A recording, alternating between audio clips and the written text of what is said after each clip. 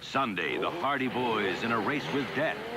Then, a visitor from beyond all galaxies. Who are you? A demonic messiah with the power of life and death. This man is some kind of a god. Is this the end or a new beginning for Battlestar Galactica? Word Balloon is brought to you by the League of Word Balloon Listeners.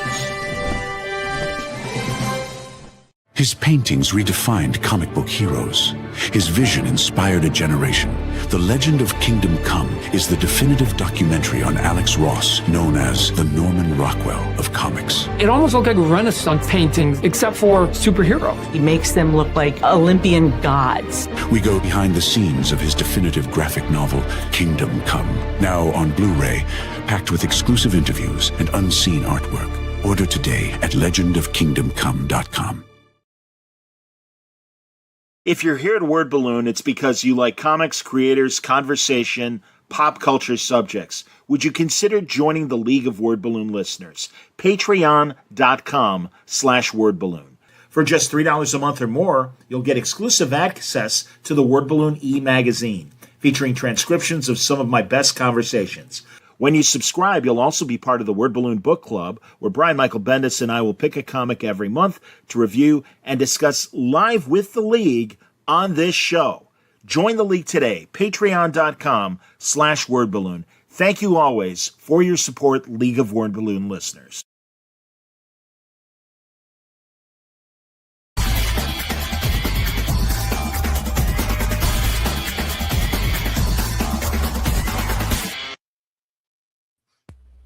Hey, everybody. Welcome back. It's time again for Word Balloon, the comic book conversation show. John Suntress with you. I'm very excited. We're going to talk about Sherlock Holmes and Star Trek, to say the least, with two fantastic writers that are collaborating on a brand new Sherlock Holmes story.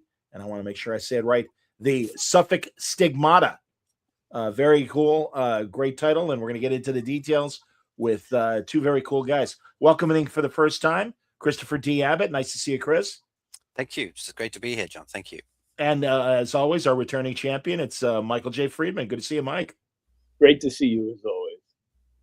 All right, so Chris, now I'm going to zoom in because you're, of the two of our authors, you're the one with the bigger track record when it comes to Sherlock Holmes. There's several of Chris's novels there back behind him right now for the video audience. Look at that. Very, very Price is Right presentation there. That's excellent. Yes, indeed.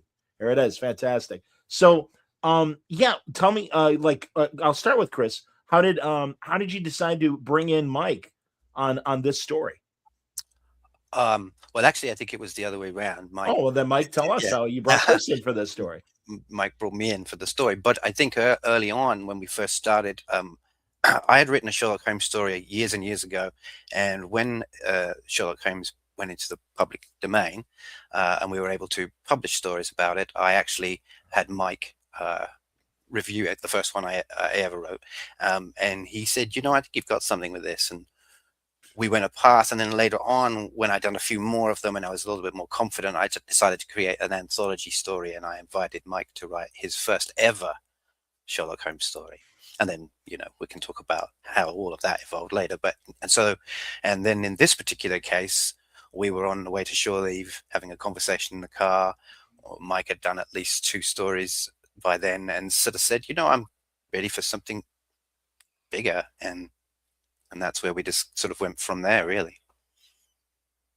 So take it from there, Mike. And I knew, I had, as said, I had done a few stories for his anthologies, and I had, I'm used to writing novels, and I wanted to do a Holmes novel. It seemed like a great challenge, but of course I wasn't going to do it by myself. I know how to take established characters and make stories out of them, but Victorian England is not my playground. So I knew I needed the talents of somebody like Chris to see me through it, and so we agreed to do a collaboration, and every collaboration is different. We because we had time, we set it up so that Chris would write the first chunk and then we would talk about it and massage it, and then I would write the next chunk, and we would talk about it and massage that, and do it that way. And so far, it seems to be working out really well. I have to up my game a little bit, because Chris, when it comes to Sherlock Holmes, is that good. So it's a challenge. You're always so kind. I mean, look, look at it from my perspective for a second. I was a big fan of Mike's work way before I met him. And a Star Trek actor, believe it or not, put us together. Yes, I was friends with Aaron Eisenberg. Oh, that's great. And I everybody from Deep Space Nine. Absolutely. That's wonderful. And I did a convention that he said, look, you have to come to this thing. And I did. And I had one book then, but I had Chase Masterson write the forward for me. So it had a real sort of Star Trek connection. And then I was sort of setting up my one book on this giant table they gave me. And next to me, there was another table with a bit of card on it that just said MJF. And I didn't, for a minute, know who that was. And then when Mike sat down, hi, I'm Mike. Hi, Mike. And he started putting his books out. I'm like, oh, that Mike. So, yeah, so I was a bit of a fanboy. And then, and this is a good fan moment, fans, because it really can happen. You can meet the people that you admire, and they can actually turn out to be really cool people.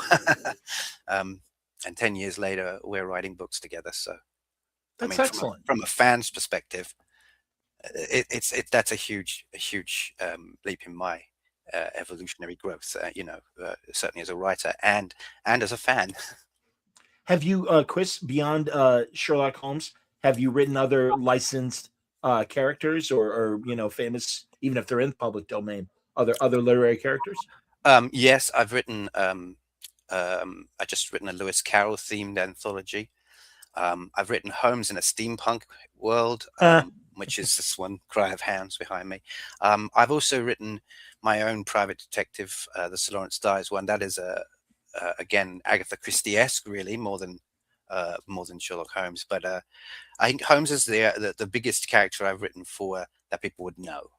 Other characters I might have written in other anthologies that maybe a limited number of people know. So Carrie is asking a question, and I know she means Watson and not me. Which of you is more the Holmes, and which of you is more the Watson? She says the Sherlock or the John. Yeah. But there you go.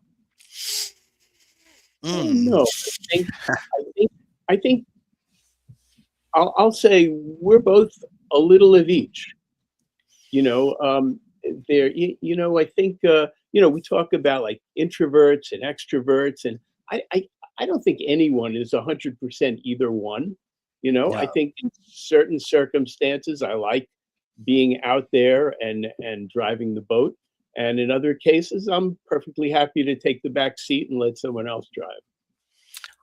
I would say that I'm Watson, like just 100%. Even when I'm writing Holmes, I'm writing Holmes through Watson's voice, even though I'm imagining Jeremy Brett and I'm keeping that cadence and all that. I am hearing Watson tell me the story as I write it down. So it's a weird process, but I do feel, because my uncle said to me one time, don't try and be one or the other, be both. And I think that's fair when you're writing. But if I was to say honestly, from the perspective of me, my personality, I'm a Watson because I have much more sentiment than Holmes ever does. You know what I mean? So yeah, I would be a Watson every day. I understand that. Tell me about this. What you can tell me about this story in particular. That right now, folks, we've got 2 weeks left of the Kickstarter campaign to support these guys and what they're doing. But yeah, give me the pitch on this story. Well, it takes place in two time frames. In the first time frame, Holmes is near the beginning of his career, and he's still kind of feeling his way, and he has not yet become the venerated master detective of London, and so he has some challenges, and he overcomes them. And you would think perhaps that this would be the end of the story. but in fact, it's just the beginning, because as we proceed into a time frame where we're more used to seeing Holmes, you find out there's a lot more to the iceberg than just the tip. Yeah, yeah. I think what we wanted was a real proper villain, Proper villain. proper villain. You know, not a half-assed villain, a proper villain. Somebody that was the challenge for Holmes. I mean, I think just using the Star Trek analogy, because it was actually related to Holmes, was that when they said, you know, I told the computer to make it a challenge for Data, and Picard says, Holmes, right? And oh no. And so I think that's what we wanted. Was we wanted a villain that would challenge Holmes. And I think if you're going to write Sherlock Holmes stuff, you can't dumb everyone down. You have to write him intelligent and smart, because everyone else is smart around him. They just appear less smart because he's the first Superman of his time, isn't he? He's the first superhero, you know? Am I right, guys? And again, you forgive me. It's been a while since I've really sat down with my Conan Doyle originals, but there were a couple stories that Watson narrates that are before, like am I right? The Musgrave Ritual, maybe? Isn't that a pre-Watson story? Yeah, that's the story of him visiting a friend, or Holmes telling Watson the story and Watson narrating that. There's also 2 stories in the canon that were written by Holmes.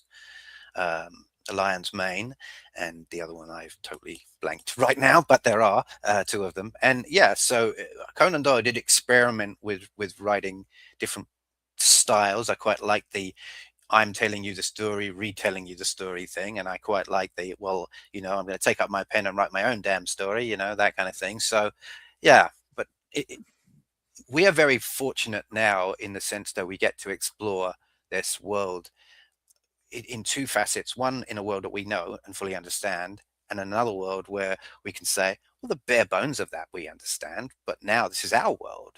And there's no pre-idea about what's going to happen. We just have this big universe that we can play in.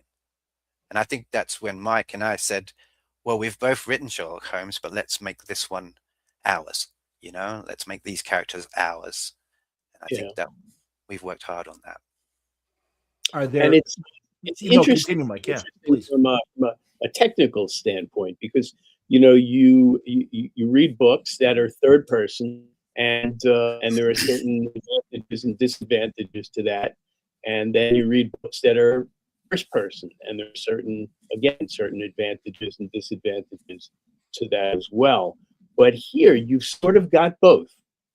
You know, you're hearing primarily about Holmes. So in a way it's third person, but you're also hearing about what Watson feels, what Watson thinks, and that's first person. So it's kind of complex, but when it works, it's really delightful. Very cool. You know, Mike, I'm going to be listening to you carefully because I'm a little concerned about your connection. You're coming across a little thick. That last bit, though, was very clear. So we'll see if it gets thick again. I'm going to suggest that you pop out and re-sign in, and maybe we'll get a better connection and everything. But Sure. No, I'm excited. So would you say, do you have a specific year for the prequel, if you will, part of the story? We I do. One thing we established is that there's like 7 years, I think, between the 2 time frames. One is very early. But how many years before Study in Scarlet, for example? I assume that's the first. No, story. it's after that. But it's okay. within that frame of the earliest of cases, you know. Okay. Study in Scarlet was the sort of enigma story that was written as a pilot, and then when he came back and wrote the Sherlock Holmes stories after that, it's a very different voice. If you notice, the characters are slightly different because this was the story that developed the character. What we decided was that our cases were going to be like Holmes and Watson had been together, but not for long. It was very early in their friendship. It was very early in any of the relationships they had with any of the police officers. Typically, I like to pair Holmes with Bradstreet because I think Bradstreet is the super intelligent of all the police officers. And in fact, in my own world, him and Holmes become super friendly, and he becomes the superintendent of police at some point. So I like that. And Lestrade is another great character because he, again, is not an idiot. as people think he is. He's not at all, and he's smart and intelligent, and does actually can get the better of Holmes on occasion, but in a dry, kind of witty way, I think. And I like how we've approached some of these original characters. So yes, it's very early on initially in their relationship and friendships, but then when we move along that timeline, we start to see those things develop, change, as you would expect. Excellent. That's cool. That's cool. Mrs. Hudson, the Irregulars, are any of them in the story? Oh yeah. Oh yeah. You'll see elements throughout that you recognize throughout the whole of the sort of canon-esque thing. We tried to keep little, what do you want to call it, Easter eggs, Mike? Sure. There's also one of the things I like to include in my home stories is Victorian, we'll say, trivia.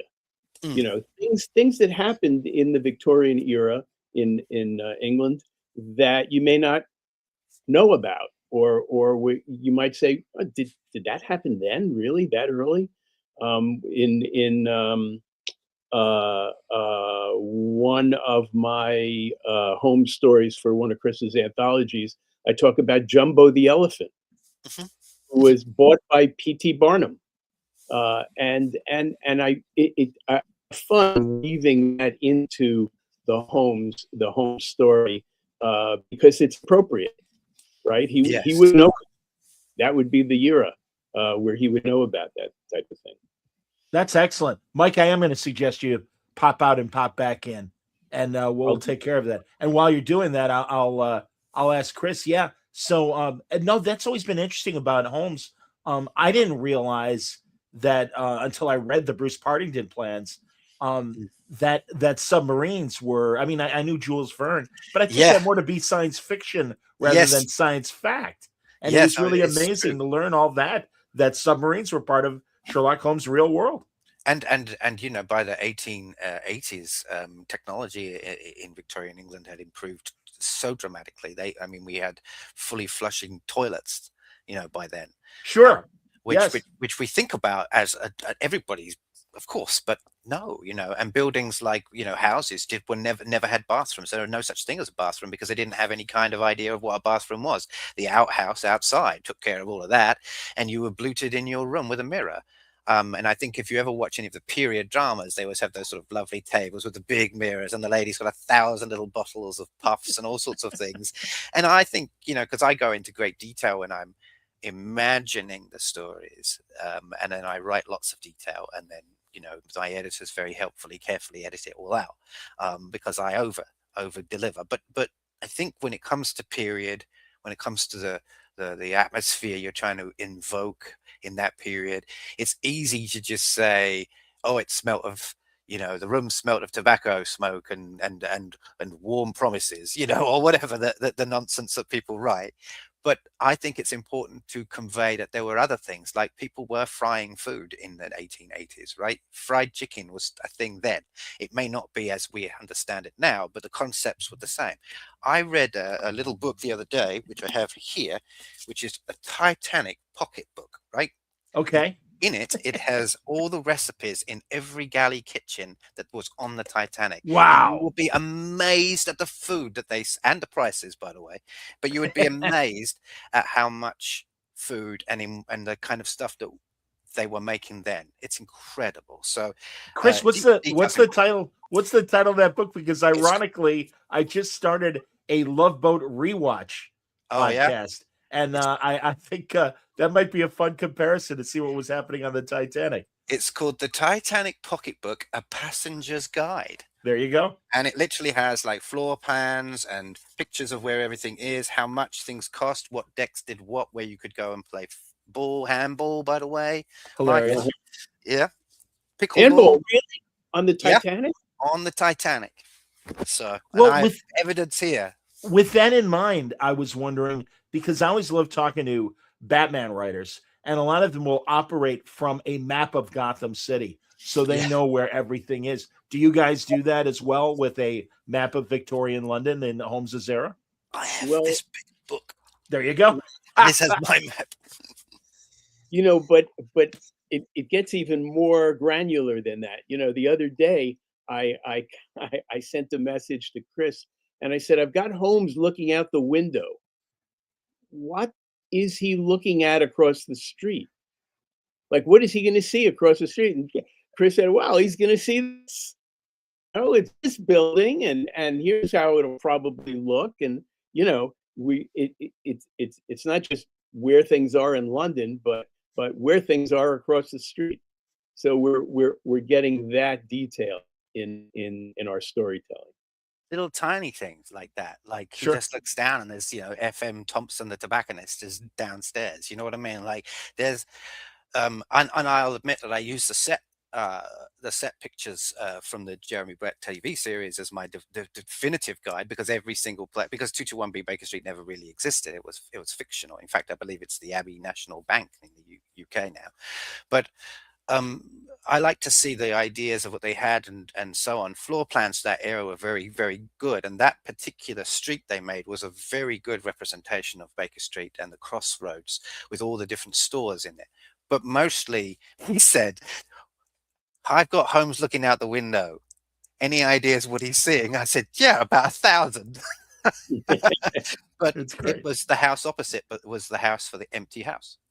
That was sure, of course. Right. So fantastic. That's where we are. So I do keep a bit of an arcane knowledge of all this stuff, which is important because I write about it, so I should do.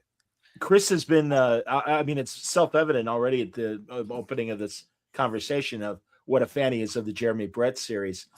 Mike, do you echo that? And also beyond Brett's wonderful series, what do you think of some of the other portrayals of Holmes over the years? I have no choice but to slavishly devote myself to Jeremy Brett. My collaborator wouldn't have it any other way. No, but I've seen other renditions, but I've come to agree that Jeremy Brett is the guy that we need to model our Holmes after, and our Watson. Certainly, the first 2 seasons is the last one. The memoirs should never have been made because he was dreadfully ill. Isn't that sad? Yes, I've heard this. Yeah, so they were really, really poor, unfortunately, because he was unable to barely walk at that point. So, of course, you've got this energetic Sherlock Holmes who's solving things from the sofa, who can barely breathe. So I didn't really care for that. But I tell you what, there are a number of Sherlock Holmes actors out there that are really good. I mean, Basil Rathbone is still in the top 5, in my opinion. He is the man of action Holmes. And in fact, when I was writing my little part, I guess this is a spoiler, but I actually had him in mind more to get me out of the Brett-esque Holmes. So I had so I watched a couple of Basil Rathbone films to get his cadence, but I'm using the Watson from that series because I can't bear the Watson from that. It's such a shame. I hear you, man. Fantastic actor too, but yeah, that's what I was going to say. Nigel Bruce is this wonderful character actor. Yeah, I say Holmes. Yeah, and it's this bumblingness that just. Ooh, I tell you who was another great Sherlock Holmes, I think, and that was Peter Cushing.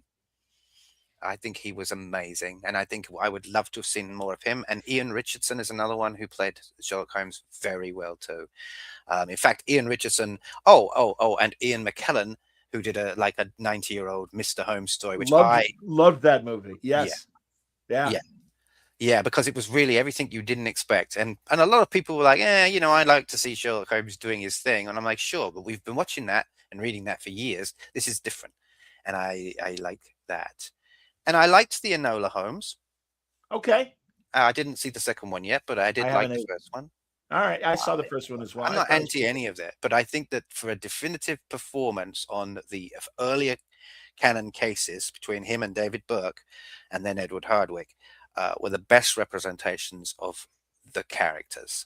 Put it that way. I know that Jeremy Brett played Jeremy Brett. All right, we all know that. And it's weird because when people ask me how I do it, I say, well, it's my interpretation of Jeremy Brett's interpretation of Sherlock Holmes. I understand. What about Cumberbatch? And then I'm sorry, Mike, I stepped on you there, but yeah, I give me your thought, and then I want to know what you guys think of Cumberbatch and how he did with the character. Me? I didn't mind it. I like the Sherlock series. I quite like Martin Freeman. In fact, I just wrote a Yeah. story. I wrote a story. I've just finished my Sherlock Holmes story, which will be coming out in March, believe it or not, while I'm writing with Mike. And in it, I had a character who I've modeled on Martin Freeman's Watson, dealing with Watson, which I thought was just fun to get those two in. And if they ever the actors would play them, he would be the perfect role. I didn't really care for the last series of the Sherlock. I think they went way out of Completely agree. they lost me entirely. But the first couple of stories where they re-energized it, developed it, created these two characters, which I think they caught the essence of the characters well, especially when he's running around London and Watson's got this walking cane and he knows he doesn't need it, but he carefully gets him running with him. And I don't know, I thought it was all very clever. The psychology of it was very good. But then again, I'm a huge Doctor Who fan and I love Stephen Moffat and I love Mike Gatiss. So I mean, like, yeah, it's all good stuff. So I hear you. What about you, Mike? Basically. What was the question again? Well, about Cumberbatch, but also I stepped on you. You were gonna, I think, build on what Chris was saying earlier too. I like all the versions of Holmes and Watson to one extent or another. One thing I was going to say is that we're very careful not to make Watson a bumbling idiot. You know, he's not just a foil for Holmes. We try to make him a fully realized character unto himself, and he's got some things that Holmes doesn't. He has one. I think he's a little sense of humor, and sometimes, as much as Holmes is his intellectual superior, sometimes I think he likes to poke a little fun at Holmes, right? Right, and in one of the stories I did for Chris's anthologies, Holmes and Watson are going to the theater, and Holmes would rather chop off a finger than go watch this play by this upstart named, George Bernard Shaw. Who is this guy? And Watson loves the idea that, yes, no, we have these tickets, we have to go. He's needling Holmes a little bit, and so he's a character with possibilities on his own, and we try to mine that. Yeah, I think that's important. I think it's important if you've got a character like that, especially a full doctor whose only job is to tell you how good his friend is. We need a scene every now and then where we're reminded that how good he is. And I've been very careful in all my stories to make sure that I give Watson at least one poignant moment that only he could resolve. Right? Like, that's super important to me, because that way Holmes is saying, what do you need me to do? And he's saying, clear that table, go and get this, do that. And he's like, yes, sir, because he's the doctor and now this is his domain. And Absolutely. I like that Holmes has got enough information to be able to say, tell me what you're doing. Right? I understand this. He's not a doctor, but he's not an amateur either. Sure. Right? And that's the balance. I think he fits in. Like, he has arcane knowledge, super detailed knowledge of certain things, and other things he has a very good knowledge of. But when you're next to a medical practitioner, somebody with years of training, also a surgeon, field surgeon, battle surgeon, yes, and soldier, I think you have to remember that he has a much larger skill set to bear than just to narrate and gawp in awe. Yeah, my word. Yeah, capital. Yes, I know. I am so with you guys on that, and it's great. And yeah, man, John Watson deserves the agency. Yeah. And that's why Sherlock Holmes is friends with him, because he's not just a guy that, hey, aren't I great? Tell me how great I am, Watson. No, man, it's great. And again, yeah, that in fact, Mike, was it on the Kickstarter page? You even say that, like, I guess fingerprinting was like a new science at this time, and that Holmes, as Chris just said, Holmes has a deep knowledge of a lot of things, but not everything, and so that's kind of cool. So yeah, talk about that a bit. Well, fingerprinting was a new and not necessarily dependable or respected science in those days. there were a couple of other things, and Arthur Conan Doyle kind of he fudges it a little bit. For instance, like blood analysis. You know, when you see something that looks like blood these days, you can decide if it really is with a little science. But in those days, that was just starting to happen, but Arthur Conan Doyle kind of imputes to Holmes the ability to analyze blood a little before the rest of the world actually can. So there are methods that Holmes uses that that might be a little bit ahead of their time, and also you know, the world's view of Holmes might be a little off from what Arthur Conan Doyle gave us. Yeah, that's absolutely right. And one of the biggest things was that Arthur Conan Doyle used to be an amateur detective himself. There's books about this, and he's written some of them himself. But he did not believe in it, and so he made a big public statement why he didn't think it was it was a fad that wasn't going to last, and that because it was too difficult to process it, and it's too hard for them to send that information around. Like, what point would there be in 1892 when the first fingerprinting was done? Who's going to have that database? There's no such thing as a database, and so on. And I think their view of it was, well, yeah, it's fine, but every police station would have to have every record in the country in order to, because that criminal in that police station isn't going to be picked up by that criminal police station over there, you know, that kind of thing. The interesting thing about fingerprinting, though, was like, it's been around since the 17th century. Like, the Chinese were doing fingerprinting in like 16 something. Wow. It's also was used heavily in India as a means for having servants and stuff. They used it then for that reason, because no fingerprint, every fingerprint was different. So Sure. it meant that they could associate. My understanding was that it became if the French really pioneered the use of it in investigations, and then Scotland Yard quickly inherited it in the 1890s, and then by the 1900s it was a fairly common practice to be fingerprinted. But up until then, people were skeptical of it, and it's easy for us to look back now and say, wow, but at that time, in that moment, with the world not like it is now, where the information you get is from someone who tells you or you read it. There's no radio, there's no television. It's very easy to think all these things are happening in the world that we know about that no one else did. Alan Moore said that about the steam engine being developed in different parts of the world, and as you said, communication wasn't what it became. So yeah, literally these different people, I forget the gentleman in Italy, and of course Robert Fulton here in the States, you know, yeah, they all kind of, at the idea was in the zeitgeist, and they all just kind of stumbled on it around the same time. I'm sorry, Mike, I stepped on you. What were you going to say?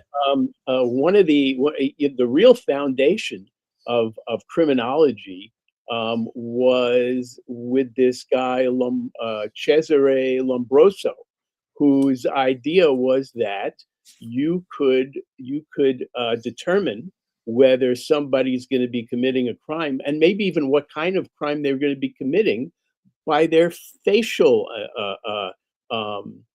characteristics. And this, as luck would have it, this guy shows up in the book. This guy Cesare Lombroso, for reasons I can't really go into, but he does, and it's funny when you have Holmes interacting with historical figures, and maybe not in the way you think they're going to interact. Yeah. So we try to bring in little bits and pieces of history that way. And realism. Can you guys read other adaptation, or I should say, new spins on Holmes? I mean, obviously, Chris, you have to if you're editing a collection of Holmes stories. But yeah, do you worry about influence and stuff? I mean, God, I love what and now I'm blanking. Shame on me. Mike, the director of the Star Trek movies that has written 7% Nicholas Solution. Nicholas Nick Meyer. Thank you, Nick Nick Meyer. Absolutely. Solution. Yeah. Yeah. Yeah. I mean, and now that was only the first. I mean, he's written, God, I think like 4 or 5 now, if not more. So yeah, Franco's watching us. Nice to see Franco. There you go. Franco. Hey, Franco. So anyway, I don't read anything while I'm writing because to me it's like it's like writing music while you're listening to music.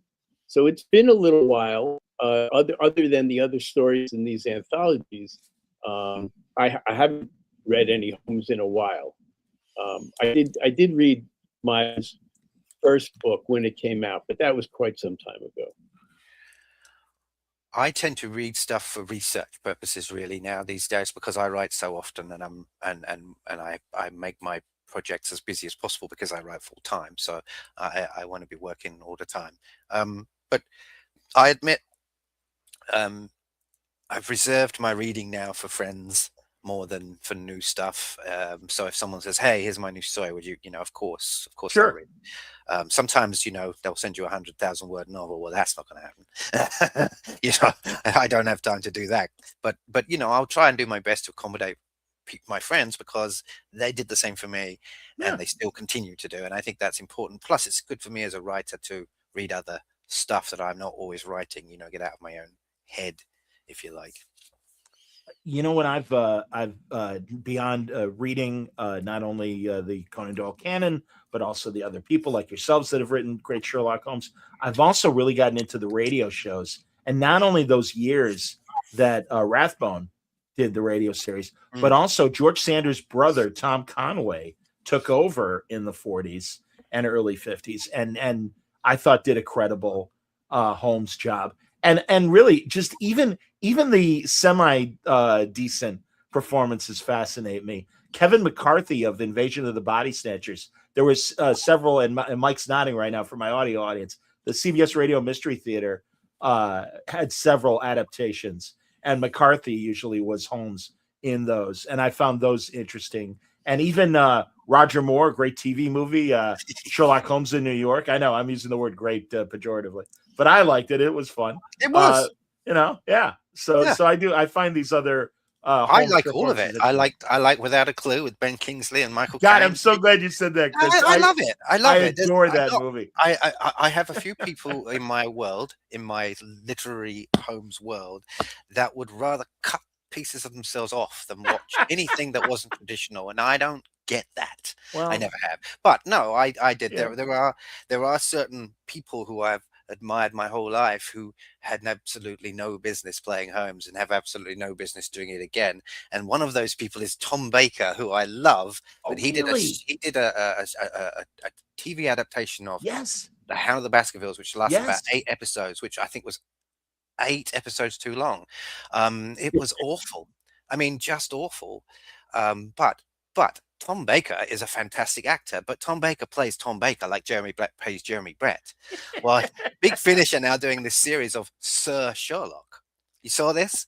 And Tom's doing it, right? And he's like 915 now. He's in his 90s. God bless him. Absolutely. I listened to it, and I'm like, no, I'd give this a go. He's for 90 odd years of age. He sounds great. I mean, you can tell he's old. God bless him, though, man. No, he's the man. What a voice. If he's so I think I might. How much time has he got? I better read it or listen to it now. Exactly. Yeah, for real. I hear you, man. But I thought it was funny that his Watson, believe it or not, is John Leeson, who is the voice of K9. Yes. Little Doctor Who trivia. I told you. That's fantastic. I'm a geek.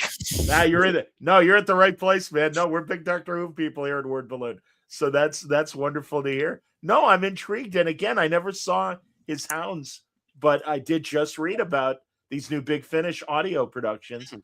I'm all over that. I think that's great. All right, what sucked, and I do want to hear Mike's opinion of some of the other good Holmeses, but what really offended me as a Holmes was that Will Ferrell, John C. Reilly movie. And it's like, could anything be less, nothing about that, not even from an absurd standpoint was it funny. It was just shit. It was God. Yes, it was crappy. I have to say, I'm not a big Will Ferrell fan. There's All some right, things I've seen him in have been okay. I don't dislike him personally, but I understand. in the same way that I think like he's the opposite to Jim Carrey in the sense that I would probably watch more Jim Carrey because I find him funnier, but he would be equally as awful in that role, right? Yeah, It's absolutely. not meant for that kind of level. Like Ben Kingsley and Michael Caine, did comedy with class, especially Ben Kingsley. Oh my And God. Michael Caine played a great part because he was playing himself as an actor pretending to be Sherlock Holmes. You couldn't get a better, he said, you couldn't get a better part than that because really all I had to do was read the lines and be me.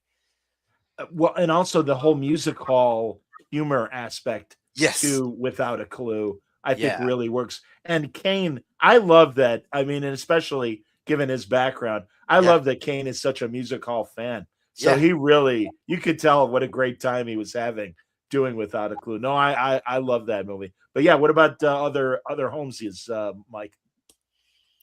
Other homes. I mean, I kind of like most things. I'm not even familiar with the Will Ferrell Oh, so bad. You're not movies. missing much. Maybe that's a good thing, right?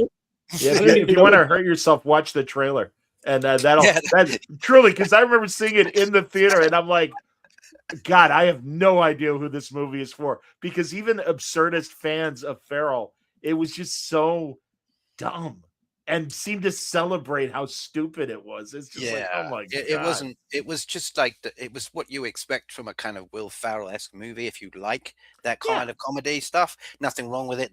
The sort of slapstick National Lampoon's-esque type stuff, which I kind of liked Sure. 20 years ago or so. Airplane, I still like those kinds of films, but it didn't hit because I think because they just misunderstood the character so badly that even you can do that comedy provided you keep those characters in a way that you can still recognize them, Absolutely. but they weren't Yeah. recognizable. In the You know, same way I think that the Robert Downey Jr. films did. Yeah. I mean, again, I thought they were a little too action oriented, but I appreciated the fun and energy behind them. Yeah, and I think if they'd have swapped the two characters around, if they'd have made Jude Law Holmes, and it would have been 100% better film, because I think the two characters are just cast wrong. That's just my opinion. I think they're Interesting. both good actors, though. No, I think you're right. I think you're right. It didn't occur to me, but if they had, how did I talk about this? But I feel like, I actually enjoyed the movies, but I think you're right. If you switch those guys around, it would have been much Yeah, I like more. Jude Law. I think Jude Law is an exceptionally good actor. I think he's done a great job in everything he's ever done, and I think he's got a bit of a bad reputation. I don't know why. Maybe in Hollywood, but not necessarily from the fans. He did the new Harry Potter films, and he was fantastic in them. So yeah, but I like Robert Downey Jr. too. I think he's an exceptionally good actor too. I just think those two parts were cast. You would have been better off putting Tom Baker in there, really. or boy, maybe even Will Ferrell. I don't know. I don't know Can about he, Will can he Ferrell. do straight work? I don't know. Well, he Stranger Than Fiction. He's all right in an earnest That's sort of true. way in that film.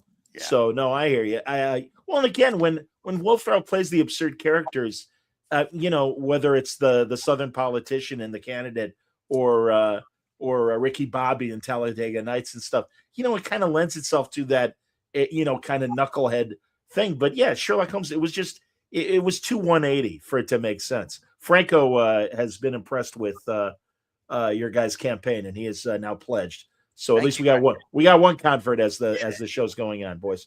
So we got that going for us. You know who? I saw this year do Holmes and actually blew me away on the CBS Watson show. Robert Carlyle. I'm not. I accept this show on its own terms, and it's funny that I should say that because as I was telling you guys, poor Mike's ears must bleed from how many times I complained to him about new Star Trek, and certainly my word balloon audience as well.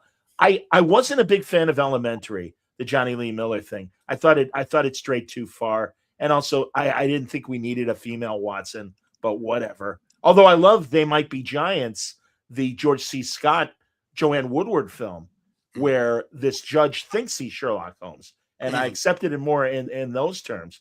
But Carlisle, though, showed up at the beginning of the second season, because I guess this Watson show starts at Reichenbach Falls, where Holmes is presumed dead, and he bequeaths his money to Watson. Watson goes home. Morris Chestnut is the actor, goes home to Pittsburgh and starts a clinic in Holmes' name. And it's kind of a house sort of medical mystery, sort of procedural. But all of a sudden, Holmes showed up at the beginning of this second season, and he's only been in a couple episodes. But I mean, it's the full Monty guy, and he's really good as Holmes. I was really impressed. Oh, okay. I haven't seen it. I haven't either. But now I'm tempted to do so. No, I mean, yes. I watched a few of the Elementary stories. I like him. The Johnny actor. Lee Miller. I do like him. I think he's a good actor. I like the series concept, the sort of the reimagination of it. I think that they were quite true to the character of Holmes in a way that was modernized quite well. In a way that I guess Cumberbatch went in a different direction with the more, he made him even more antisocial, I think, than some of the others did. But yeah, I admit I didn't watch a ton of it. Unlike Mike, I can't read when I'm writing, but I can't watch stuff that is similar to what I'm writing either. Sure. I actually liked it. The series, the big gap for me was Lucy Liu. I've seen her in other things. She's a very engaging actress, and in this she was a deadpan. I mean, she had such a lot to do, and she just didn't contribute anything. I'd be interested to talk to the director and find out what it was. I read an interview with David Burke one time, and he said playing the Watson character is the second most important character in the show. No one else is more important than Watson but Holmes, even all the inspectors and everyone else. And Watson gets to tell the audience everything. So actually, as far as David Burke was concerned, it was the Watson show and featuring Sherlock Holmes. And I think if you think about it, that's pretty true, right? That's pretty true. It is. It is. And also David Burke was a lead actor, so he told him he wouldn't play second fiddle to Jeremy Brett, and that's how they did it. They were both lead actors. So they made the role. And they had to adjust it because, of course, it's in Watson's perspective. Well, we see scenes in the show that are out of Watson's perspective. So they made those adjustments, which I think was a right call. Denied him a wife and all that kind of stuff. So that's interesting. One of the things Chris will see when I turn in my chunk of narrative is that, I work also on presenting Watson as a writer. Yes. Right. He's a doctor, and he's a damn good doctor. And he's kind of picked up some things from Holmes when it comes to investigation. But he's also a writer, and he must be a pretty good one because the Holmes stories are so popular in the magazine. And so I kind of play off that. And Chris, I hope you'll enjoy that when you see it. I'm looking forward to it. I really am. So that's cool. So are Watson stories appearing in the Strand the way that Doyle's stories actually were in real life? Yeah, that's kind of how we went it. Yeah. Cool. I like the idea that, because I've always had the running joke in my Watson Chronicles stories that at the end they have a discussion about the book title. And it's always Holmes who gives Watson the name of the title of the case, and Watson giving me all these spurious ideas, and Holmes saying, well, if you want to go simplistic, in a way that he's fully engaged in the idea of the title, doesn't care about the narrative or anything else. But I'm always interested in your choice of titles, Watson. That kind of stuff. So I like that, and I think that that's important for when you see the development of the friendship between these two people, because you have to admit, 20 years of friendship. 20 years of that level of friendship where he's such a detailed orientated person, and Watson being a doctor also, I think that must be such an interesting combo by the 1900s when they've had 20 years of this. And that's why I like to write both ends, the early and the late. I want to make sure that people can find the Kickstarter properly. It's Sherlock Holmes. Now it's spelled the Southwark Stigmata. but as Chris was telling us off the air, it is pronounced the Suffolk. Suffolk. Yeah, the Suffolk Stigmata. So again, that's south, like the direction. Pardon me. I posted the link. Oh, thank you. Here I will put that in the chat, everybody. And yeah, it's in the private chat, but I will put that on the. I'm sorry. No, it's all good, Chris. No, you're a good man. Thank you for doing that. Shame on me for not doing it myself, but I'm putting it in the comments, everybody. I can see the comments now. Okay.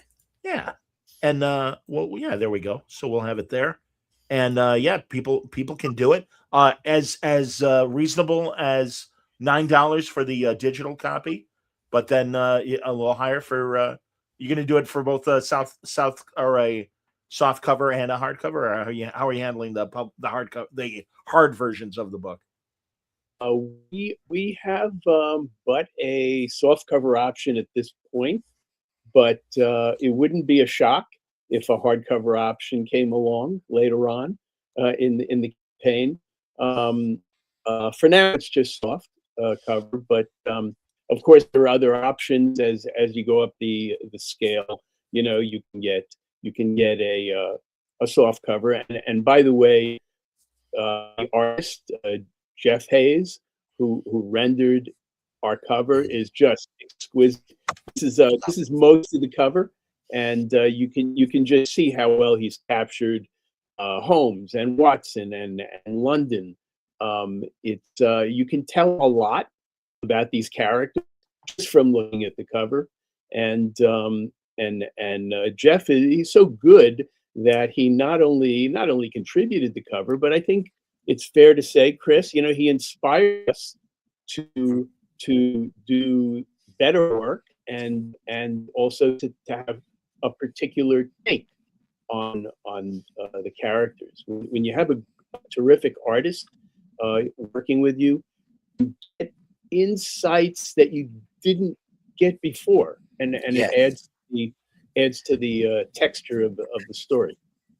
Well, what I liked about Jeff, and I've since had him produce a cover for one of my books that's going to come out next year, and boy, I can't wait to show the world that. But what I loved about this cover was, well, first of all, finding out from Mike before I met or spoke to Jeff, was that he was a Sherlock Holmes fan. So immediately that tracked with me, and then to find out that he'd drawn a picture of Jeremy Brett, basically, and we made some adjustments. In fact, Mike had some adjustments made just so he wasn't quite as Jeremy Brett, but it was evident that he was the model. And the other Easter egg on that cover, right there in front of you, there is this Holmes is holding a cane with the little silver handle. Well, that is the exact cane that Jeremy Brett held in the show. So, oh wow, yeah, I just love the level of detail. You know, he knows that we like that, and he knows we also wanted to make our versions of the characters. So the Watson character is, you know, very much like the Edward Hardwicke, you know, but just stalwart and doctorly, and I don't know, I just love it, and I love the little capable detail. Yeah, like you look at that guy, you know, well, he's I trust him. Yeah, you know, yeah, I do.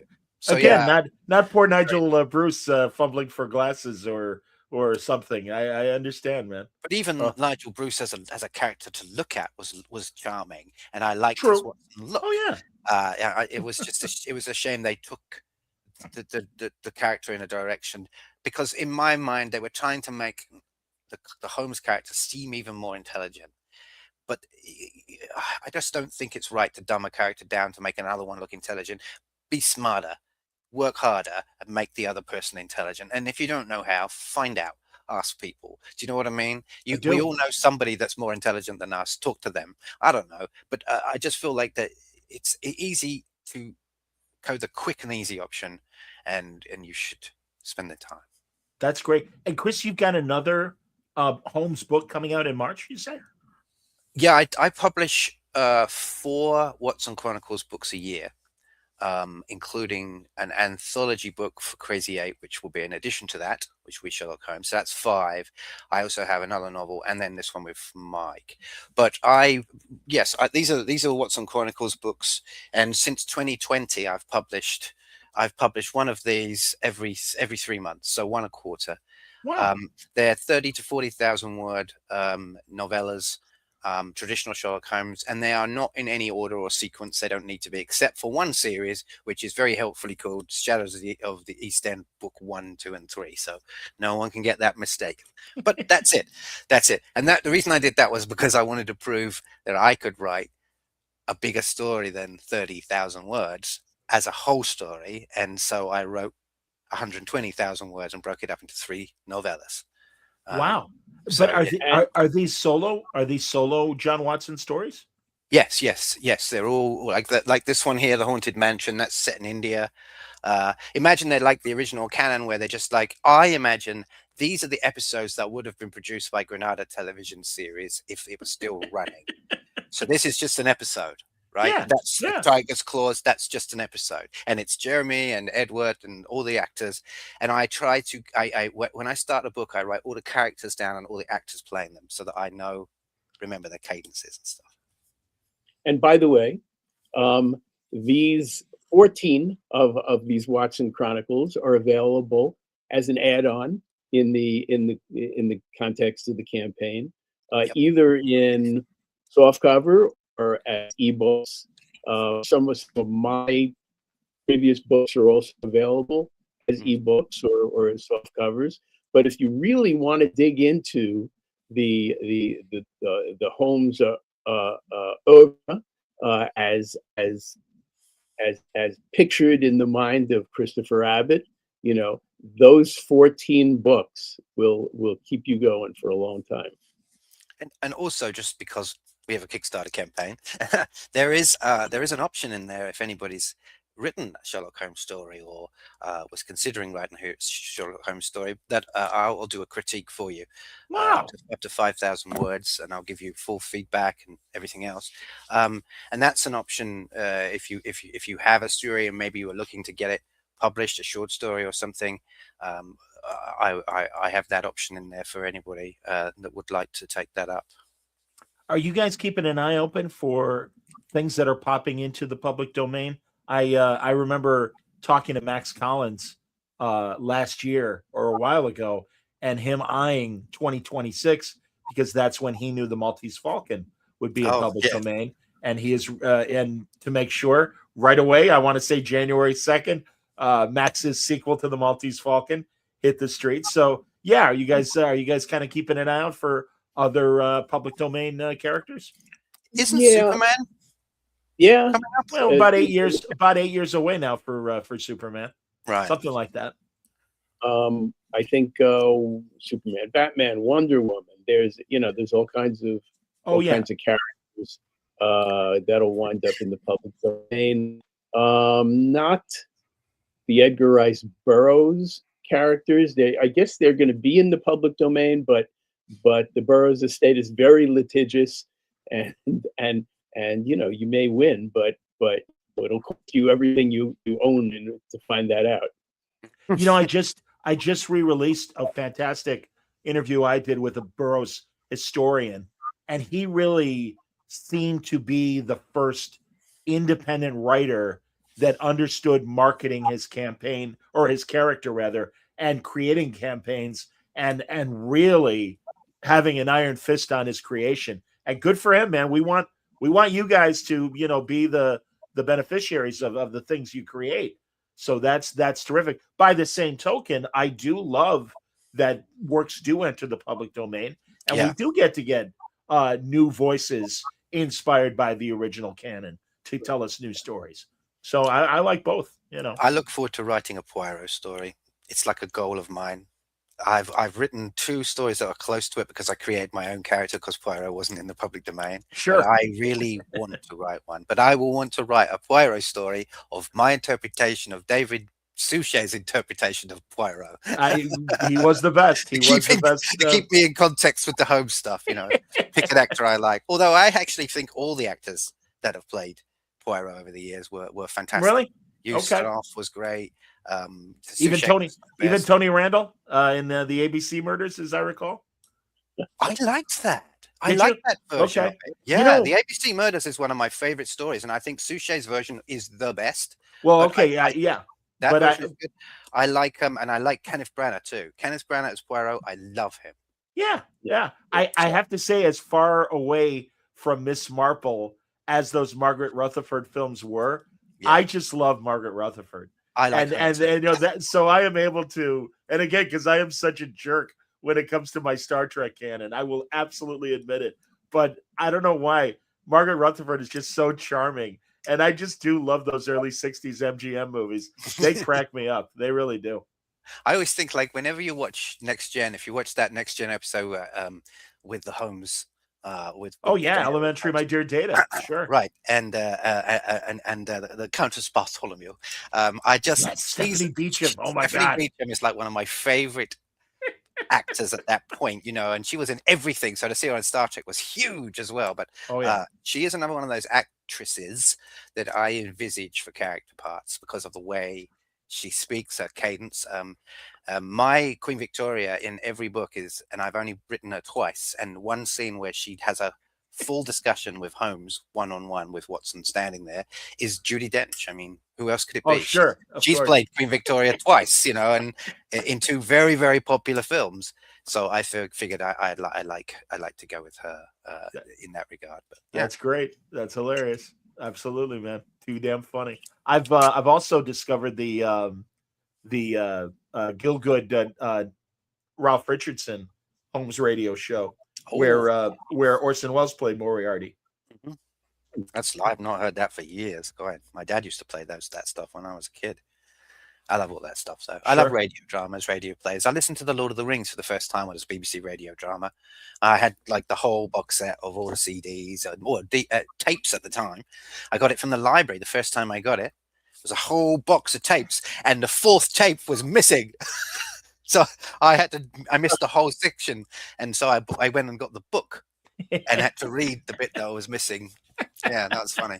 But that was like, you know, my first interaction with that. So Michael Hordern as Gandalf, and you know, I think Ian Holm was in it as Frodo, and I think even the films he became Bilbo. So yeah. There was lots of fantastic. Wow. John Hurt as Strider, you know, like these were real top actors at the time, doing these wonderful voiceovers and stuff. And then when I saw the films for the first time, it was a level up from that. And that doesn't make the other thing bad. It was really good because it was entirely in my brain. I'm listening to them with my eyes closed, imagining all this stuff.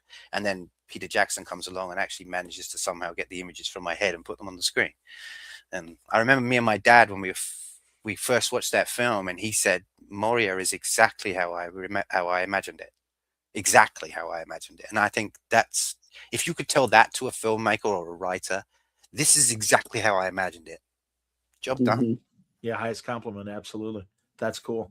I am very envious of the fact that everywhere else in the world, audio drama never went away. And I'm constantly going to the BBC's website and kind of scanning around to see what dramas are on Radio 4 Extra, and constantly the afternoon play and all the other various adaptations that they do.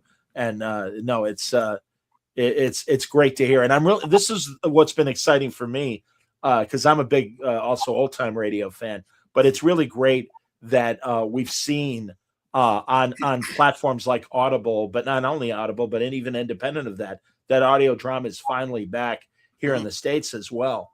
And we're getting really smart, sophisticated productions that have great layered sound engineering that you put your earbuds in, you're immediately immersed in the world in the best ways that old time radio used to do it as well. And now we got the fidelity in our speakers and in our earbuds to match that. We really can have that experience. My friend Rob Burnett just adapted one of Max Collins' Nathan Heller detective stories about Chicago in the 1920s and stuff. Wow. And it's, yeah, man, if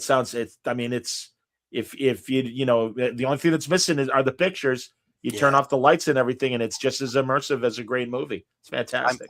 I must admit, I think I've always been, like you say, I've been more of a fan of making my own visualizations from reading. Yeah. Than watching someone's visualizations they've made for me. And that's not, you know, like obviously some things you only ever watch in that form, that pictorial form. But I think in question, I think that the Lord of the Rings films themselves just did a very good job of the imagery and expanding that to a point, using obviously fantastic locations, of course, that New Zealand helped build that. But I think that by The Hobbit, you couldn't rely on that so much. You couldn't rely on the beauty of it because you knew that was going to be there. It wasn't a surprise. So I think the films of The Hobbit didn't hold up as well as The Lord of the Rings because they really did rely entirely on the story, which was so stretched into 3 films. Couldn't agree more. It made it very hard to watch. But I do like the 3rd film, and I like the battle. And I like the whole concept, but they really could have wrapped that the first 2 in one, and done a really remarkable job of it too. I feel editing there was the mistake. They didn't edit it down. They added too much, or they tried to pad it out into 3 films. Yeah, no, absolutely. Well, hey, when Rankin and Bass, Mike, you remember when Rankin and Bass could do The Hobbit in one night as an animation film with John Huston and Orson Bean, the thing that they made for Sunday night television back when we were young and everything. So, but what are you going to say about it, Mike? Again, I feel like I'm stepping on Ralph Bakshi's Fellowship of the Ring, which oh my god, was, that cartoon. Okay, but that was it. They never did anything beyond that. Yeah, they didn't get the funding, I guess. You know, I they loved didn't make that the profit. cartoon. Yeah, me too. Because that was the first thing visually I had ever seen about Lord of the Rings. I mean, I'd listened to the tapes, I'd read the books. Now there was this film, and it was so incredibly immersive because it was that mixture of animation and real action. I'd never seen anything like it. Yeah, the rotoscope. I was so sad when because it gets to about like the beginning of where they're at Rohan, and then it ends, and I think that's it. But I still, in the same way, and I know this is like not quite related, but is animation. I love it. The same way that I still love the original, like 1990s or maybe 80s, I can't remember, a Watership Down movie. Sure. The original one of that. It was bloody. It was scary. It was not meant in any way, because the book itself is this way. You know, these all the world is your enemy, Prince of 1,000 Enemies. And I think that's true. And I like that whole concept. And then they did another version of it later on, which was a bit more CGI animated, and it was good, but it was tame. You know, like when that rabbit at the end jumps at that dog, like he's just. I thought that the whole story was really, really good, and of course, it still makes me cry. So yeah, no, I'm with you. That's very funny. Chris, you were saying off the air that your books are at Gillette Castle. Yes, I have a whole selection of these books up there. Gillette Castle is a big Sherlock Holmes beacon for the area. And of course, William Gillette was not only one of the first actors to play the role of Sherlock Holmes on screen, he actually wrote his own Sherlock Holmes pastiche with Sir Arthur Conan Doyle's permission. And there's a letter in the wall that's saying, can I do this? And Arthur Conan Doyle writes, you can do anything you want with him. You can marry him off, you can kill him, I don't care. And that's what he did. But one thing that William Gillette is the most famous for, which most people don't realize, is that Conan Doyle never wrote Sherlock Holmes with a ear traveling cap, that famous deerstalker cap. In fact, the closest he ever calls it is the traveling cap. And he only wears it once in the whole canon. And yet it is the most poignant thing about the Holmes, and that was William Gillette. And the other thing is Holmes smokes very thin pipes like these, small pipes or long-stemmed pipes. And the actors who play the role couldn't act with these. They were too small. So they would start to bring in those giant Dutch pipes so that they had means. Jeremy Brett is one of the only, and Jeremy Brett and Basil Rathbone were the only two that really did look at the pipes and the cigarettes, because Holmes smoked cigarettes and pipes. He didn't have a pipe on him all the time. And nor did Watson. If you read the canon, they only lit up when they could sit down and reasonably do it, not walking around the crime scene with a pipe going. But I think from an actor's perspective, they need that. But yeah, so William Gillette is this huge figure. And I was very fortunate to know one of the people who worked there. And now I go there and I have a couple of book signings there a year. Yeah, it's good. It's good to be a local author and also to be able to put your books in a place that's specifically about that. Mike, I don't know if you ever saw it back in the early days of HBO. I remember Frank Langella doing a stage performance of the William Gillette play on HBO. Right. Wow. Good memory. Yeah. I remember that. Oh, wow. Yeah. And again, proper actor to play Holmes, certainly Langella. Mhm. So Yeah. Have you guys ever been to the castle? no, I'd love to There, I go. was there once. I was there one time. So I would recommend it for two reasons. One, because William Gillette himself was an engineer, and he was also a very, very tall man. And so he engineered the castle inside with the most intricate, clever woodwork, secret doors, and all sorts of Wow. things that enabled him to keep. For example, when he moved the table out, he'd set runners and stops and everything so that the table always went to the same place. And he had the most interesting mind. And then there's this whole kind of thing with his manservant that might not have been a manservant, yeah, there's lots of things. But a friend of mine wants me to write a story where Sherlock Holmes lands in East Haddam, and then Chester, and then goes up across the river to the castle. And I said, yeah, I think on his way to somewhere, maybe. I said, I could do That sounds great. That would be cool. The facade of the place is also very interesting. It's kind of this rough-hewn, craggy, Yeah, kind of rock piled on rock kind of look. It's very interesting. I think that somebody suggested that it was a Scottish castle that was moved stone by stone from Scotland and then rebuilt in Connecticut. Wow. I Kind of like London Bridge. What happened to London Bridge? How they relocated Yeah. London Bridge to the States.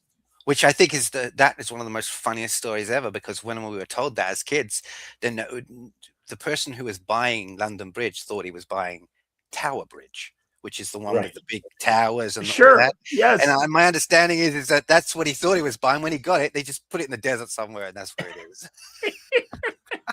A great story. I like somebody crazy enough to want to, hey, I'm going to buy that bridge. Yeah, Okay. so ugly American. Yeah. Wrap that up for me. Yeah. All right, great. How much of this Mickey Mouse money do you want? Exactly. Oh man, do we have enough time for a quick moment on Star Trek and what's going on currently? Are you guys watching Starfleet Academy at all? Yeah, I only watched the first episode so far. I liked it. I wasn't sure if I would. I liked it, and I'm not sure how much I'll like it going forward. But I liked the first episode. I thought it was interesting. I liked the characters, and I just hope it doesn't devolve into Star Trek 90210. But I did. I did like it. One thing another thing I hope they don't do is go too far out of their way to make the characters distinctive. You want to make them distinctive to a point. Yeah. I'm not sure about this lounging in the center seat kind of deal with Holly Hunter. I think I'll wait to see how that develops, but I don't like know. I like a quirky character. I like it. Seems like maybe they were trying a little too hard there. But in general, I thought, when you think about pilots for various Star Trek series, A bit awful. this is a good one. Yeah, pretty much all of them were awful. I mean, Voyager's pilot episode was mostly awful, and Deep Space Nine's pilot episode was mostly awful. Hilarious. But they ended up becoming some of the most. I mean, Deep Space Nine is still my favorite show of all time, and then Voyager, and then the Next Gen, and all that. Okay. But Voyager was really up there for me. I was a huge, I mean, I was a closeted gay for years, and then I came out. But I've always been a fan of female leads and females in charge and women in roles that define that the role is that it doesn't particularly mean that they have to be a woman to be in the role. It's just a role that they have found it themselves. And then she's a scientist and she's intelligent. And so I liked all of that. I've watched the first 4 episodes of this season. And I have to say that I'm entirely hooked. Okay. After the fourth episode made me cry, and I like the actor very much who plays Jaden Prague, The Klingon. the Klingon, and that the, the distinctiveness you're talking about, Mike, on those characters in this show, I think you're right. It has the potential for them to go one way or the other. What I don't like about it, and I think it's the same as I didn't like about Prodigy and I didn't like about Discovery and the others, is that they always have to have one or two characters, and the same with the last season of Picard. There's always this one character that has to push against the pale and and it's so boring. It's so boring. And the magic son of Picard who appeared out of nowhere after 20 years of, oh, by the way, I'm sorry. Come on. And forgetting that he wasn't in Starfleet for 15 of those years. Apparently they forgot that in the third season as well. But everyone loved it because it was the cast back together and it gave everybody what they wanted. Yeah. But from storytelling perspective, did I think Picard season 3 was that good? Nah, I thought it was okay. This one I'm enjoying. I'm enjoying it. Yeah, Well, I'm sorry, Chris. You want to? No. Picard. I like getting the old gang together, as you said, but it seemed to me they forgot how to write at some point. In that last episode, your main character is taking a nap while everything else is going on. Right? He's lying down, right? He's taking a nap. That's your main character. Yeah. Action hero he is. Well, I thought Picard. I especially as it went on, I didn't love it as much. But I thought I liked the second season the best. I think. Of Picard. Second season the best. Really interesting. Yes, only because it got more for Jerry Ryan. I like Jerry Ryan. I thought it was great that they brought her back. I thought it was great that they gave her an important, meaty role that wasn't just her being, like she was. She was given the sex bomb, proper clothes to wear, and a real position, and a real reason to be the person she is. And I felt that if of all the characters, and I'm going to exclude the main cast of the Next Gen because all of them, we know them well. Sure. And as soon as Marina Sirtis and Riker were together, it didn't matter how shitty the writing was. Those two together in that scene were amazing. And that one episode in the first season with them two in it was the best one of the whole thing. So I think that the actors can bring more to a role, even if the writing is. And you know what the problem is, I think, with these new shows is simply this. It's made by the fans of the 90s shows, right? It's being made by those fans, not necessarily the best at making films, but certainly with love and all these wonderful things. And you can see it in every episode, because boy, do we need 15 different references to 15 different Trek shows now? Well, yes, because they want those links in there. But I don't need to see the Doctor rehashing all of his best scenes from Voyager. I know what a medical tricorder is, and after 800 years, so should they. I don't need that joke. It's not funny anymore. And I don't need him doing opera every 5 minutes just because he could in the show. But today's episode, the fourth episode, is very much with Robert Picardo, and we see a different type of character which you would expect after 800 years of redevelopment.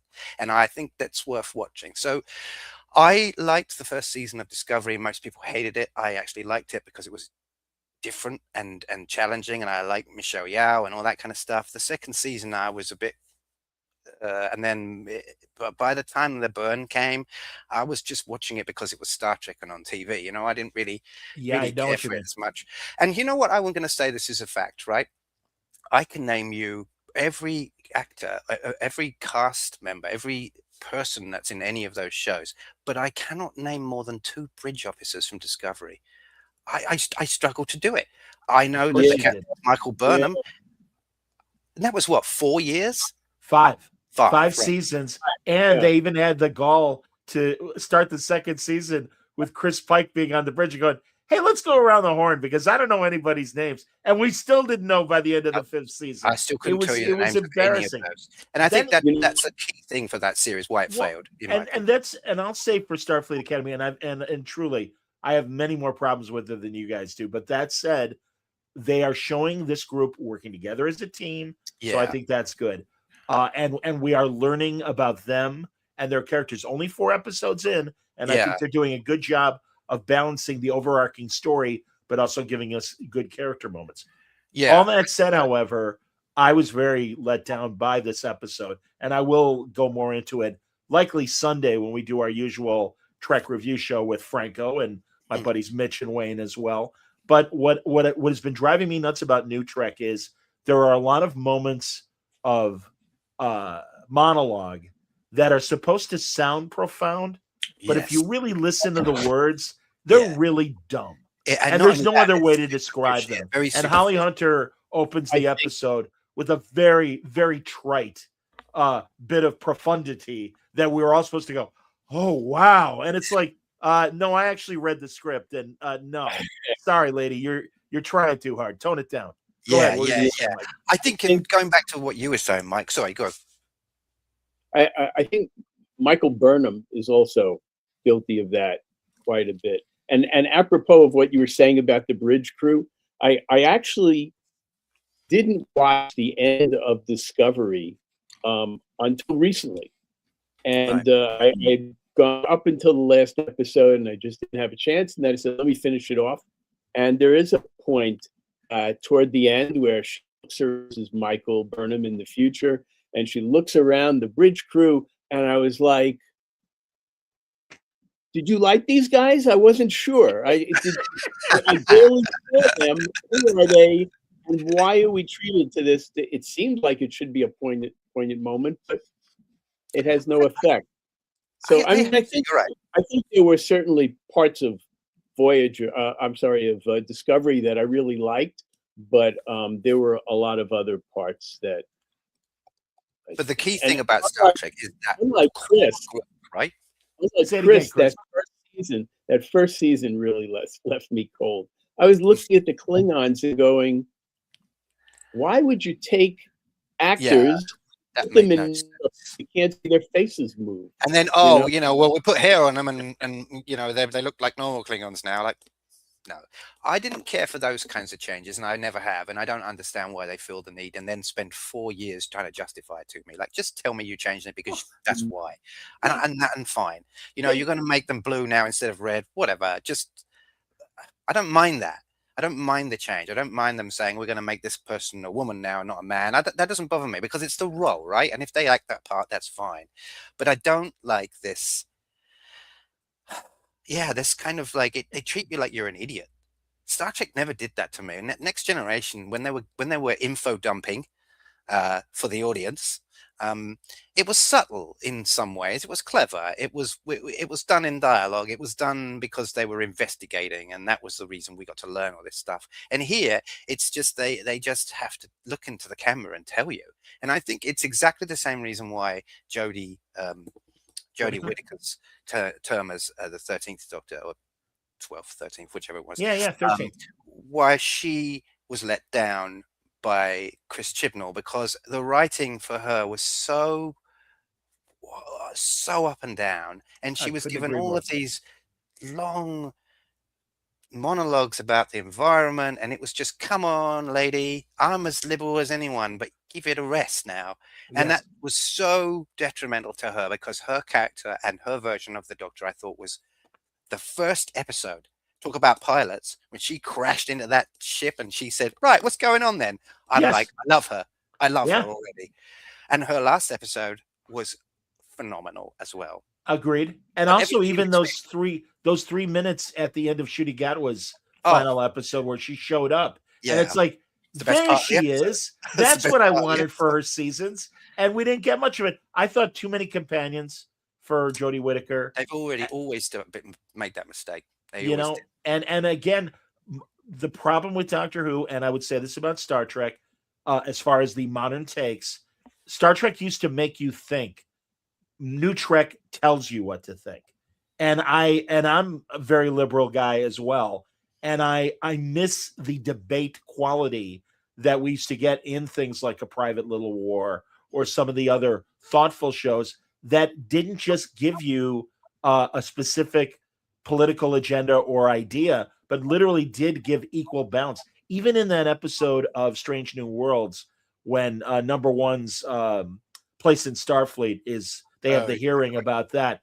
There was a straw man's defense or offense from Starfleet saying, well, the reason why we have these laws about people that are genetically enhanced not being allowed in Starfleet are X, Y, and Z. And it's like, no, that's a legitimate argument. And especially from where it came from in the 1960s. And frankly, and I say this as a cisgender male, I didn't appreciate the gay analogy to number one's situation, because I'm like, that's not the same.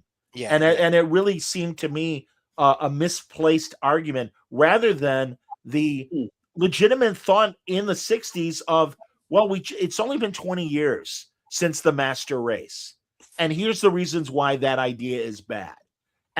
But by the same token, it is fair to say, yes, but with genetic manipulation, we can get rid of problems with eyesight, problems with hearing, various things potentially, and certainly in the future. So, I mean, again, there is a legitimate argument on both sides, but not on new Star Trek. No, you need to think this way. I'm waving my finger right now for the audio audience, and it's true. And it's like, hey, don't hector me, don't lecture to me.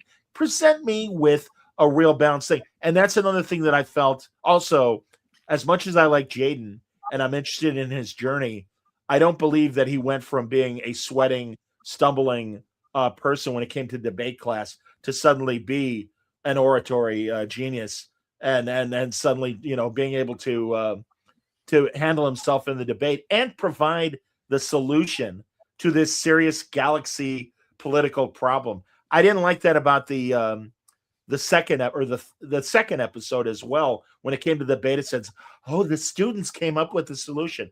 Come on.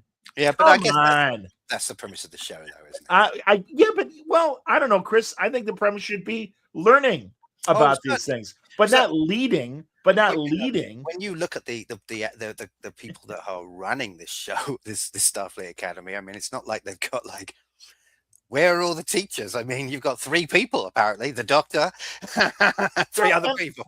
And is it okay to have strong male beyond the doctor, as opposed? Well, I keep calling the guy in charge of the War College, I call him Commodore A-hole. Oh, because yeah. I mean, again, so trite. I'm sorry, I feel bad, Mike. I'm spoiling for you. That character is a weird one of those, like you said. What I agree, it's like a character that's every show has one, and it's like, you've done this to death, right? This whole I'm an over OCD type. My spoon must go there. Like no, stop all that nonsense. And of course, she's walking around with bare feet and doing everything the opposite to that because that's the counterpoint. Right. I tell you, the problem is, we got old and we got a lot more opinionated and we got a lot better at reading and writing and understanding things. And as we've improved, I don't think the show has matched some of that. For example, I do not like the contemporary language used in the new Star Trek at all. Nothing about it. I don't want to hear shit and fuck, excuse my language. Yeah, no, I don't want to hear those things on Star Trek shows because that's 21st century stuff, and certainly not in the 32nd century. Who's using bitch then? And aliens again. Well, you saw it, Mike, in the first episode, when Paul Giamatti, who is half Tellarite, half Klingon, talks about an origami chicken. I'm like, first of all, what metaphor, book did he get that from? Yeah, exactly. What the hell is an origami? I mean, that's what I'm saying. They take these liberties, and all the aliens in the future they can still get pepperoni. Yes, there's pepperoni in episode 4, but all these aliens are doing these Earth 21st century, as Chris said, things. I mean, I don't even want to get into specifics. Well, because I want you to be appalled. One counter to my own argument, in the sense that they did get an influx of an entire crew of people who came from the 23rd century, right? Yes. Something. So that's at like 800 or 900 years different. So there's an influx of language that would happen, I think. But listen, I've been in America 15 years. Okay. When I moved here, the language is different. 15 years later, it's different again. 800 years later, it's not the same. Yeah. And we're not. Who is this for? Who is this dialogue for? This contemporary dialogue, this Well- this effing and blinding and everything. I mean, yes, so Data said shit in one of the films. It's true.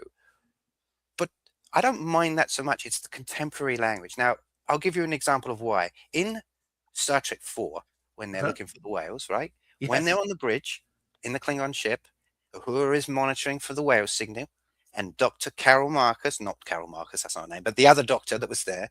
Oh, she- Gillian. Gillian, Yeah. yes. She's looking for this whale, right? Uh-huh.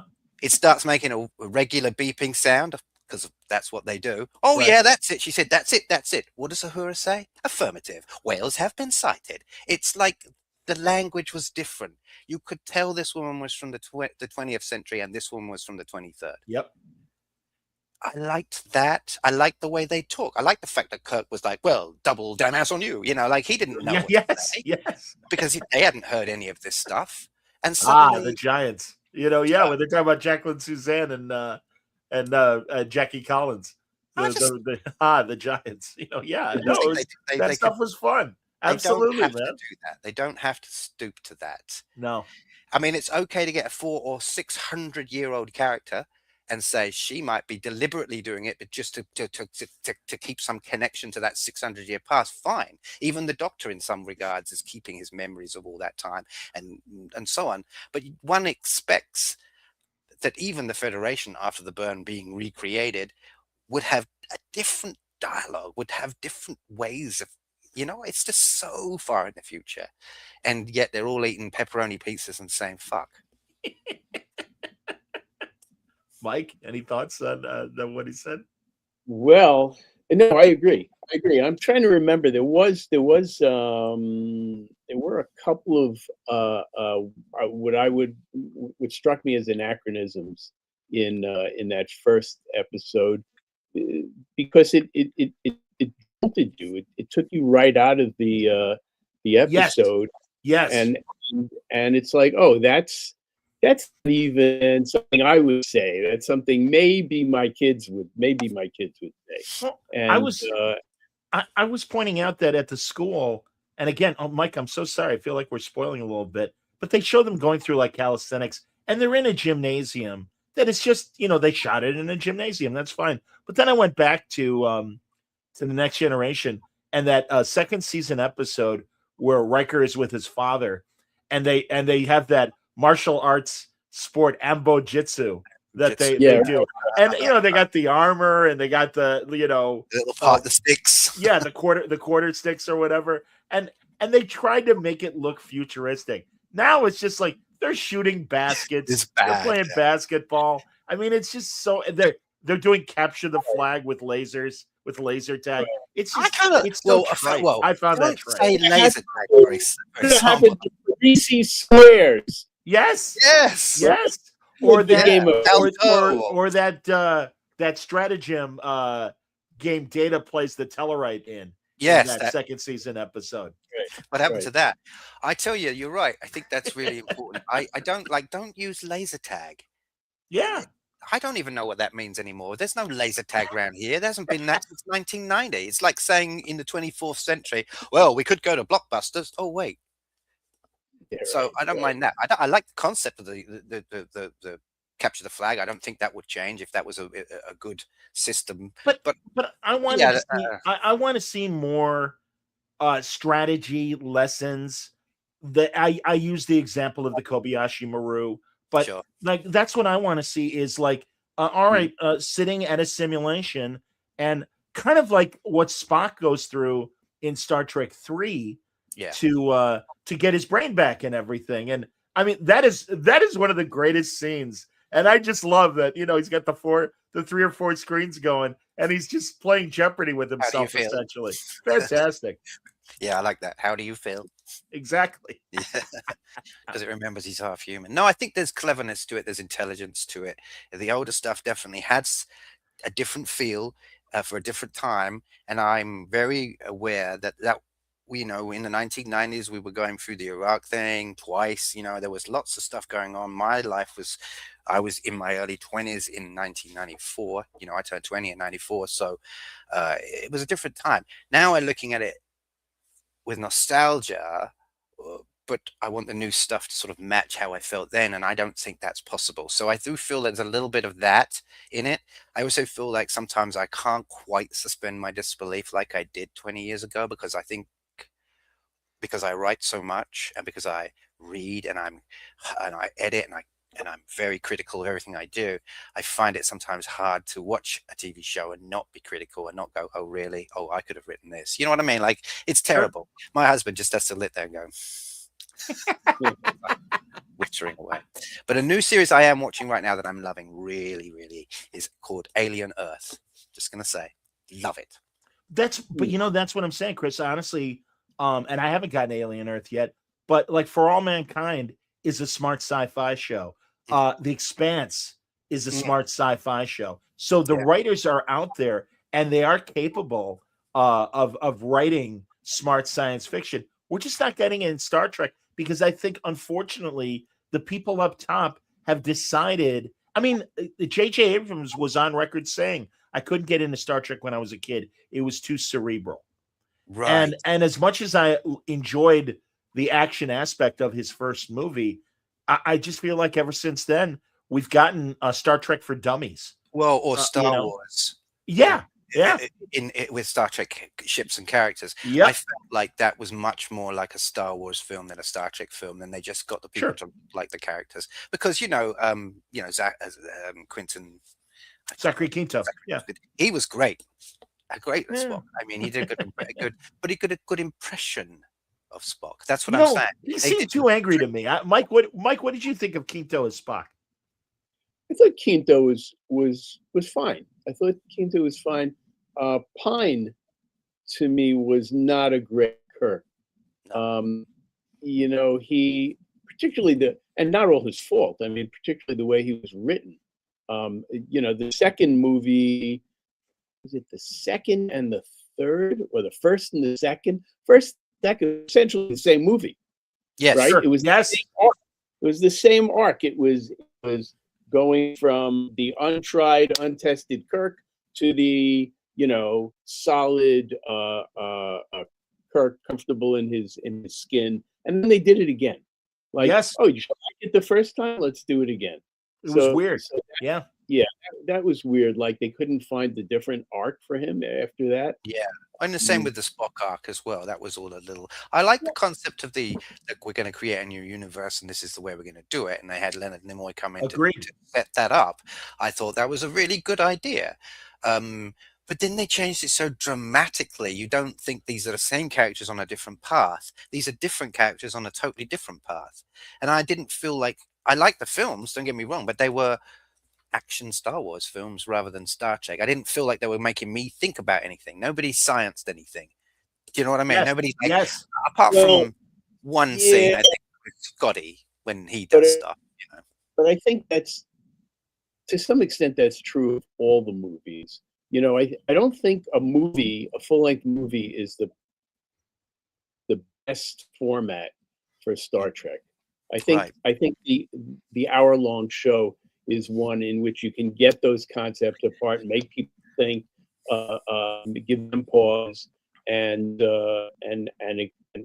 still have time to get them excited and have fun.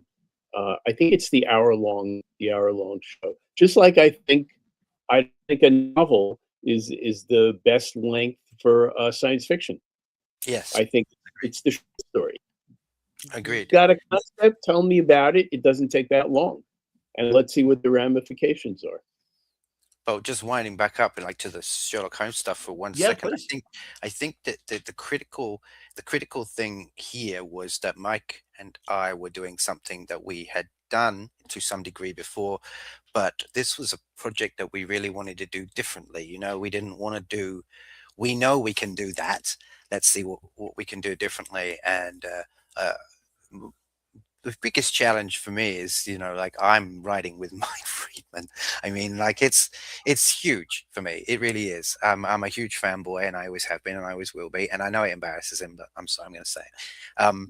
But that in itself is good because it helps me to give you my best game. because I don't want to let you down. I know you feel the same way. So I think what we're going to get out of this, the readers are going to get out of this, is our A games, right? Because we're both trying to impress the other a little. Yeah, or at least not disappoint the other. I mean, I think, I'm telling you, Chris is making me put out my A game. It's good. It's a challenge. I like a challenge, and I know Chris does as well. And, any writer worth his salt is going to like a challenge, do something differently, and also, one thing that's great about this is writing is such a solitary business. Normally you're sitting there, it's just you and your computer, which is a little better than you and your typewriter and the blank page. But it's a solitary business, and the opportunity to work with somebody who is in many ways you're equal. It's got to be an equal partnership. We don't bring the same talents necessarily to the partnership, but I think we bring equal talents, equal value to the partnership, and it's a lot of fun. It's very exciting. I don't think it's necessarily the most efficient way to write a book, but it's certainly the most fun, and I think when the dust clears, it'll be the best product. Yeah, I agree, and I think you're right. I think that like that model, if you like, is a strange model, because you are solely in your world. You're, for a very short period of time, when you open up to that world, you're the god of that world. Everything that happens is on. You can create and disappear and whatever. You can do whatever you want. So I think then, in order to share that sort of god level, you're handing back and forth. I think I've just been writing these Sherlock Holmes stories so frequently for so long now, they're like second nature to me. And I also am blessed that I don't run out of ideas, and I don't seem to run out of ways in which I can try and make Holmes seem different from the last book, right? I don't try to repeat anything. I certainly, in 40 books, have yet to repeat a plot line, which I'm happy about. I have a person in here who keeps me in check for that, because at some point it's got to happen, but the characters, I think the characters I try and do something with differently every time. I might set up a different way in which the traditional client in the door, them on holiday, that kind of stuff. I try and change it, but what I've done is, I think somebody, I think maybe you said it, that you didn't want the new Trek to become the 90210 of Star Trek, which is a fair criticism of that, because any show that goes in a long time, even Voyager did it. By the end of Voyager, it was more about their relationships and less about getting home, right? And I think the show just develops over that way, and so on.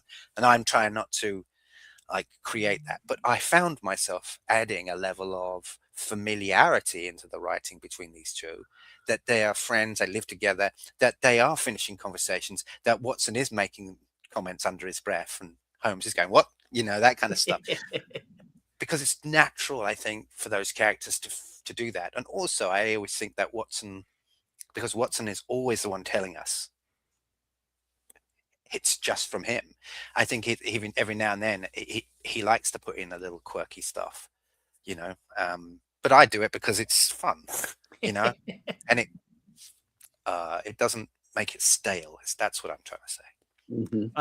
I'm excited to see you guys work together. I always appreciate when two writers collaborate specific on one thing. I was just talking to Mark Waid last night, and he and Chris Cantwell have been currently writing The Flash for DC, and it's fun to see both. I don't know which guy I'm reading, but I know that I'm reading something that elevates both of what they put out there. So that's great to see. Chris, which of your Watson books should I start with? This one, The Tiger's Claw, and I'll tell you why. Tiger's Claw. Okay. because this is my kind of homage to the original Hound of the Baskerville story. It's a little darker. It's got that element to it. It's also a story that is basically like within their first year. Okay. They don't fully trust each other yet. And in this story, we see a transition because we see Watson critical of everything and getting frustrated with him, and to a point where he just says, I'm done. And then 5 minutes later comes back and apologizes, and so on. And then we get that whole like Holmes's perspective of why he does the things he does, and it's not to irritate him. But I felt like that was a really interesting way of developing the early parts of this one. If you like a macabre story with a good villain, this is Cool. and All a really right. satisfying ending. That's outstanding, Mike. What we should for equal balance let people know what of your recent work should they point to. Right. Well, the book that I finished prior to this was called Empty Space Betrayal. Empty Space is the series. Betrayal is the individual book. The first Empty Space was a graphic novel I did a few years back, and it's space opera, but a little different from Star Trek. And this is the sequel, and it focuses quite a bit on the alien race, the Poya, and it bounces back and forth between Robinson Dark, our human hero, and characters of the Poya culture. So it's very interesting, and it was a lot of fun, and I trust that fun came through and made it. Oh, he's got the book. Well, this is not. That's the graphic novel. Yeah, novel. I remember. And I have the. I thought I had the book right behind me, and I'm like a fool, I don't. But anyway, that was the last one. And then after this, my next project is going to be. It's called The Company of Enhanced Beings, and it's an anthology of stories about a Legion of Superheroes type group whose stories appeared here and there in my other anthologies. And by the way, I have to tell you, you say Wade is collaborating with Chris Cantwell, and I have to say how much I envy Chris Cantwell, because I've collaborated with Mark Wade, and I got to tell you,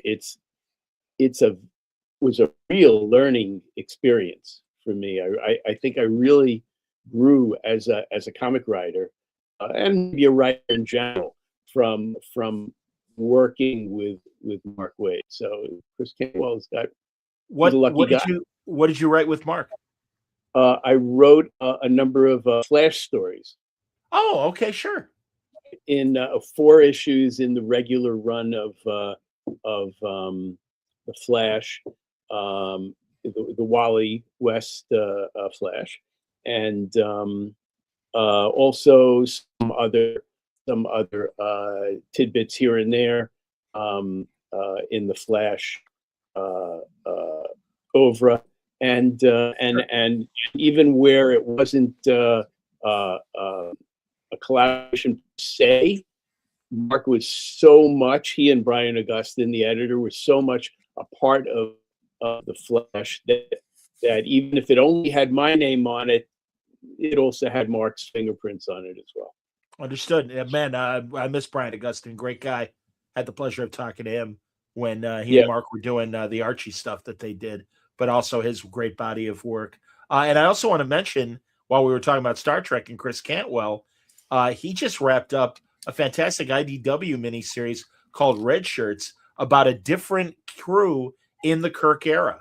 And it's like good, because that's another thing that I am looking forward to with the announcement of the guys. Hopefully, I mean, how many directors and movies have they announced in the last 10 years that ended up never happening?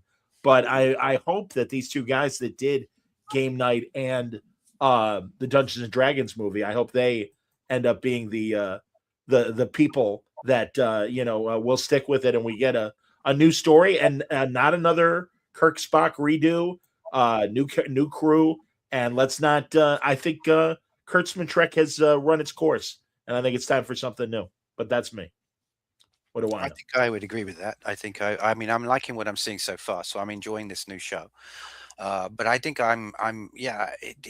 I base my liking for a show on how many times I'm prepared to rewatch it after it's been aired. And there are many, many episodes of the original Trek, of TNG and the others that I won't rewatch.